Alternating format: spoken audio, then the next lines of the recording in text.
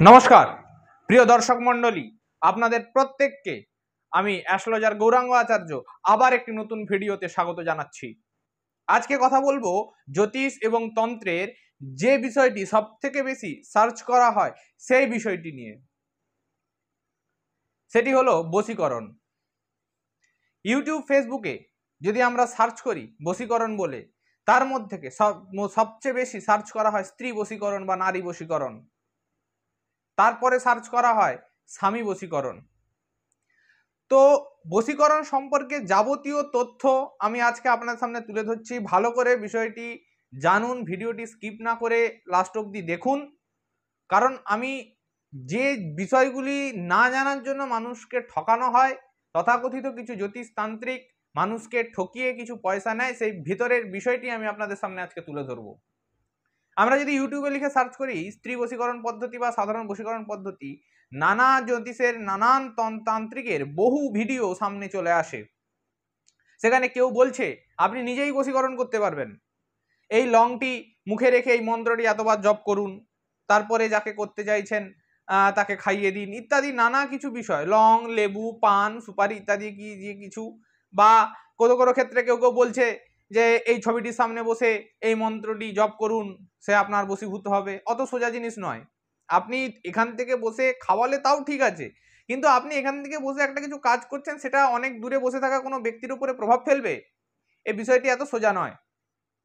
এই ভেতরের তথ্যটি, ভেতরের সত্যিকারের বিষয়টি আমি আপনার সামনে তুলে ধরছি, ভালো করে শুনবেন প্রত্যেকটি তথ্য। সবার প্রথমে কেন এটি সহজ নয় এত, সেটা বলে দেই। কারণ এই বশীকরণ করতে গেলে সিদ্ধহস্ত তান্ত্রিক হতে হয়, না হলে হয় না। তারপরে প্রত্যেকটি মন্ত্র, দেখুন যাই কাজ করুন না কেন মন্ত্র তো লাগবেই। এই মুখে রেখে লং জপ করুন বা যাই হোক কিছু, পানের উপরে করুন, সুপারির উপরে করুন, ফটোর সামনে বসে করুন, কারোর নাম কাগজে লিখে কোনো কিছু কাণ্ড করুন, সবেতেই মন্ত্র তো লাগবেই। তো মন্ত্র যদি লাগে, প্রত্যেকটি মন্ত্রকে জাগ্রত করতে হয়, অ্যাক্টিভ করতে হয়। তার অ্যাক্টিভের নিয়ম আছে, অ্যাক্টিভ করার। কোনো মন্ত্রে, যে মন্ত্রের যেরকম নিয়ম, কোনোটির হয়তো আছে চন্দ্রগ্রহণ বা সূর্যগ্রহণের সময় এতবার জপ করতে হবে। জপ সংখ্যাগুলি প্রায় 1 লক্ষের কাছাকাছি থাকে সাধারণত, প্রথম কথা। দ্বিতীয় কথা হচ্ছে কোনো মন্ত্র হয়তো এরকম থাকে, সেটিতে ভূর্জপত্রে হয়তো মধু দিয়ে লিখে 111 দিন হয়তো প্রবাহিত জলে ভাসিয়ে দিতে হবে। এরকম নানান মন্ত্রের নানান তার বিধিবিধান রয়েছে, সেটিকে জাগ্রত করার, সিদ্ধ করার, অ্যাক্টিভ করতে হবে। সিদ্ধ করা মানে অ্যাক্টিভ করা। তো সেগুলি তো করা সম্ভব নয় সবার ক্ষেত্রে, দ্বিতীয় কথা। এবারে ধরুন বাই চান্স আপনি সেগুলি জেনে সেগুলি করেও ফেললেন, অ্যাক্টিভ করে ফেললেন, যা যা নিয়ম আছে সেগুলি করে ফেললেন, তারপরেও অনেক সমস্যা আছে। কেন সমস্যা? যাকে বশীকরণ করতে চাইছেন তার যে জন্মকুণ্ডলী সেইখানে অ্যালাউ করা আছে, অর্থাৎ তার যে গ্রহ নক্ষত্র রয়েছে তারা অ্যালাউ করলে তবেই আপনার ক্রিয়া সফল হবে, না হলে নয়। বহু জ্যোতিষী বলে করে দেবো। দেখুন, আপনি কারুর কাছে গেলেন, সে আপনার হয়ে ওই বশীকরণ কাজটা করছে, সেটি আলাদা বিষয়, সেখানে তাও চান্সেস থাকে, কিন্তু আপনি নিজে করতে গেলে পারবেন না। কারণ সবার ক্ষেত্রে তো সম্ভব নয় সিদ্ধহস্ত তান্ত্রিক হওয়া, কিংবা মন্ত্রগুলি ওই রকম গ্রহণের সময় এত লক্ষবার জপ করা, সব কাজ ছেড়ে ছুড়ে দিয়ে, বা এই প্রতিদিন সব কিছু কাজ বাদ দিয়ে তার নিয়ম পালন করে ভূর্জপত্রে লিখে মন্ত্র প্রবাহিত জলে ভাসানো অত সোজা নয়, সবার দ্বারা হয় না। তাহলে এগুলি করা সম্ভব নয়। এরপরে আপনি হয়তো নিজে না করে অন্য কারুর কাছে গেলেন, যে কিনা সিদ্ধহস্ত তান্ত্রিক, এই ক্রিয়াগুলি করতে ওস্তাদ, তার কাছে গেলেন কাউকে বশীকরণ করার জন্য। সেইখানেও অত সোজা নয় হওয়া। কেন নয়, ভালো করে বুঝবেন। কারণ আপনি যাকে বশীকরণ করতে চাইছেন তার যে গ্রহ নক্ষত্র, তারাও পারমিট করা চাই তাদেরও, অর্থাৎ তারা অ্যালাউ করবে কিনা সেটাও দেখতে হবে। কি করে বুঝবেন?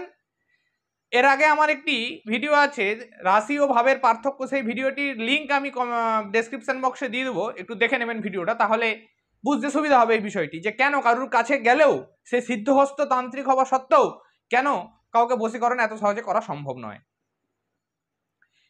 বশীকরণ করতে গেলে যাকে করতে চাইছেন তার ষষ্ঠম, অষ্টম কিংবা দ্বাদশ ভাব, ষষ্ঠ, অষ্টম কিংবা দ্বাদশ ভাব, 6, 8, 12 এই তিনটি ভাবের মধ্যে রবি, চন্দ্র এবং মঙ্গল, এই তিনটি গ্রহ রাহু কেতু দ্বারা পীড়িত অবস্থায় থাকতে হবে। কেন? রবি আমাদের আত্মার কারক গ্রহ, রবি আমাদের আত্মার কারক গ্রহ, চন্দ্র আমাদের মনের কারক গ্রহ, আর মঙ্গল আমাদের দেহের কারক গ্রহ। আমাদের আত্মাকে নিয়ন্ত্রণ করে রবি, মনকে নিয়ন্ত্রণ করে চন্দ্র এবং দেহকে নিয়ন্ত্রণ করে মঙ্গল।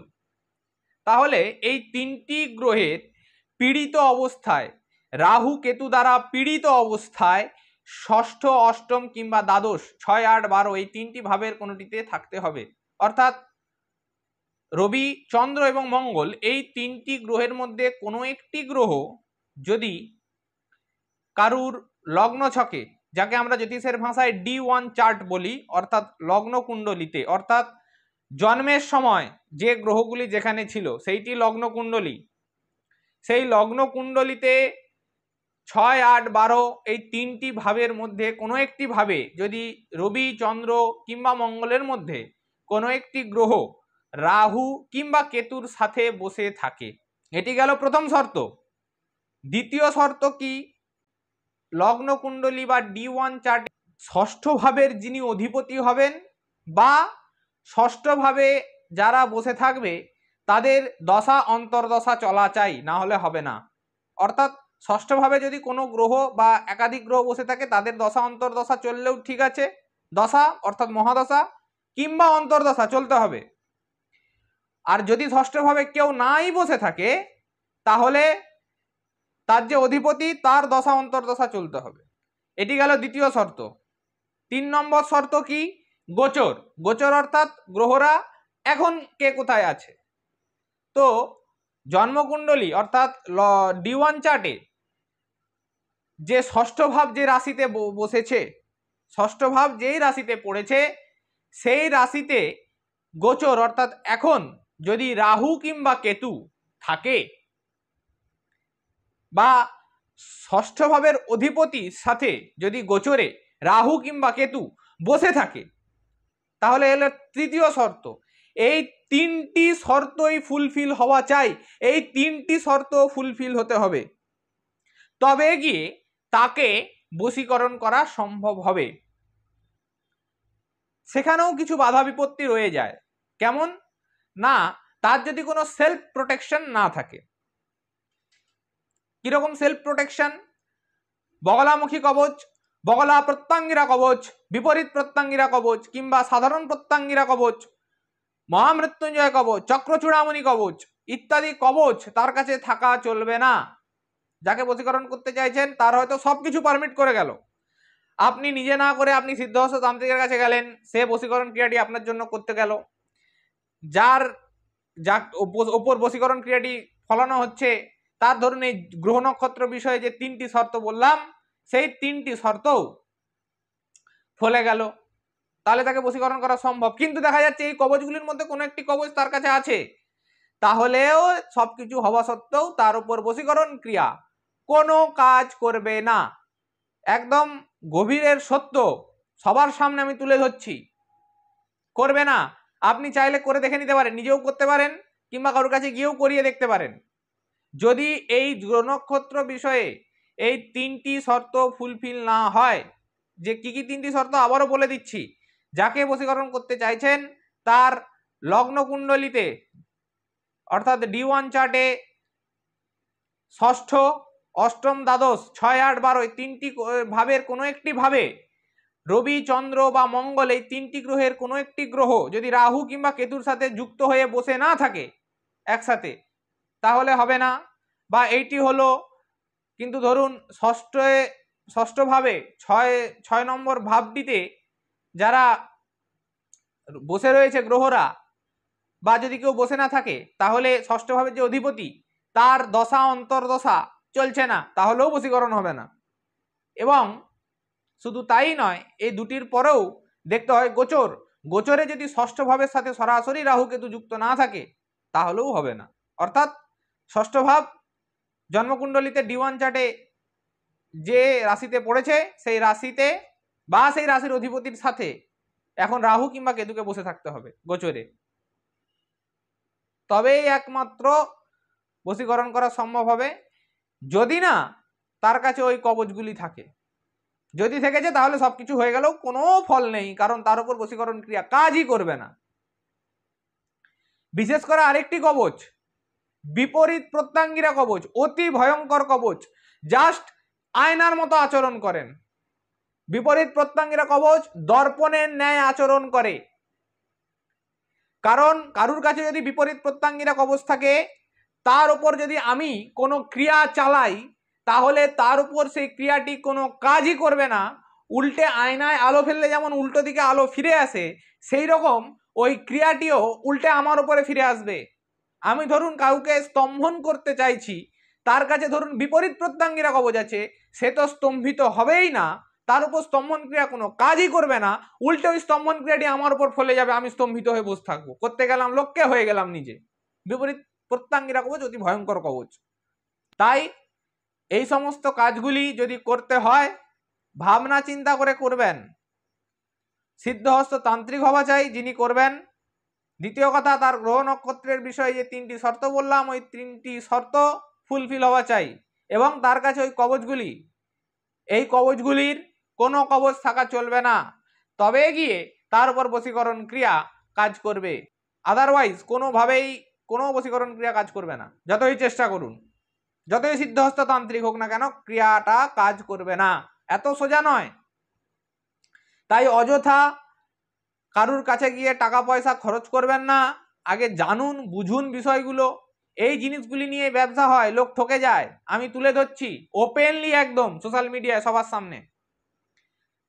তো জানুন বুঝুন, তারপরে এইসব ক্রিয়া করার ক্ষেত্রে পদক্ষেপ গ্রহণ করবেন, সচেতন থাকবেন, ঠকবেন না।